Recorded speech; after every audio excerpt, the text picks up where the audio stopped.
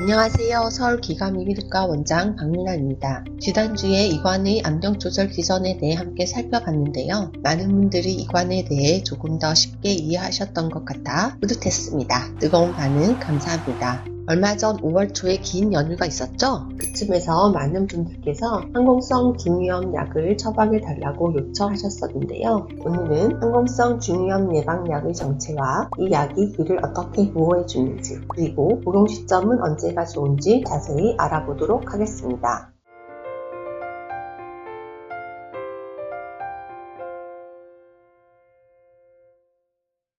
비행기가 뜨거나 내릴 때 공기 압력이 급격히 변하며 귀 안과 바깥의 압력 차이가 커지는데, 이때 이관이 잘 열려서 압력 조절이 되면 귀가 편안하지만 이관이 막히거나 제 역할을 못하면 귀에 통증이 생기고 심하면 중이염으로 이어질 수 있습니다. 항공성 중이염의 가장 큰 원인은 바로 이관 기능 장애입니다. 이미 지난 영상을 통해 어느 정도 이해가 되셨으리라 생각합니다. 사실 이관의 압력 조절 기전을 이해하는 것은 매우 어렵습니다. 지난주 영상을 이해하셨다면 이 관련 지식자 상위 3% 이내에 드시는 것입니다. 그만큼 쉽지 않습니다. 혹시 아직 이해가 부족하신 분들은 지난 영상을 반복해서 보시면 좋을 것 같습니다. 그럼 항공성 중이염 예방약 어떻게 작용할까요? 비행기 탈 때 이관이 잘 열리는 것이 가장 좋겠지만 아쉽게도 이관에 직접 작용하는 약은 없습니다. 우리가 항공성 중이염 예방약이라고 부르는 것은 실제로는 비염약입니다. 주로 비충혈 제거제인 슈도에페드린 성분이 들어있는 리노에바스테르나 액티피드라는 약을 많이 사용하게 됩니다. 이 약은 코와 이관 주변의 붓기와 염증을 줄여서 이관이 더 잘 열릴 수 있도록 만들어줍니다. 이관이 잘 열리면 비행 중 급격한 압력 변화에도 중이압이 자연스럽게 조절되어 귀 통증이나 먹먹함, 그리고 항공성 중이염 발생을 예방할 수 있습니다. 그럼 이 약들은 언제 복용하는 게 가장 효과적일까요? 비충혈제는 복용 후 약 1시간 후에 효과가 나타나기 때문에 비행기 탑승 1시간 전에 복용하는 것이 가장 좋습니다. 그럼 이 약은 얼마나 지속될까요? 처방하는 비충혈제의 유효 성분은 슈도에페드린인데요. 이것은 약마다 함량의 차이가 있습니다.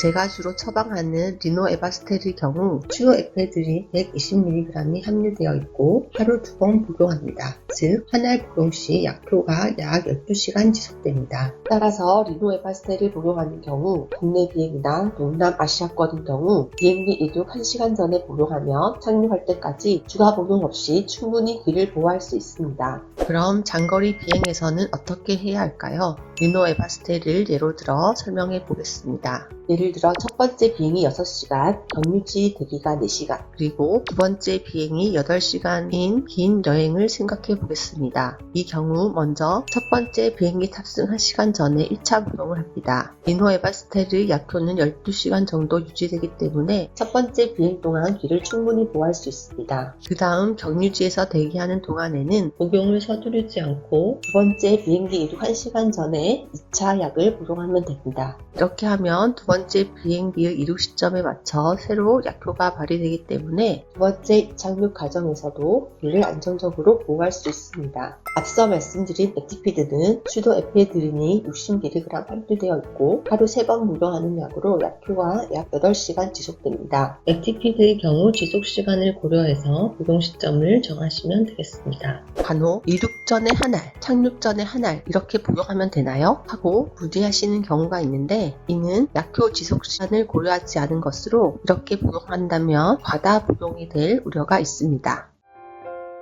정리하면 비충혈제는 첫 번째 비행 이륙 1시간 전에 복용하고 장거리 비행인 경우 약물에 따라 지속시간을 고려해서 복용 시점을 결정하면 되겠습니다. 특히 고혈압, 심장질환, 갑상선 질환이 있는 분들은 비충혈제 복용에 주의가 필요하기 때문에 비행 전에 전문의 상담을 받고 복용 계획을 세우는 것이 좋습니다. 약 복용 외에도 껌을 씹거나 하품을 하거나 코를 박고 살살 붓는 발사바 방법 같은 간단한 자가요법을 함께 활용하면 귀 압력 조절에 훨씬 더 도움이 됩니다. 이 모든 방법은 이관이 열리는 걸 도와줘서 귀 압력을 자연스럽게 맞춰주는 데 큰 도움이 됩니다.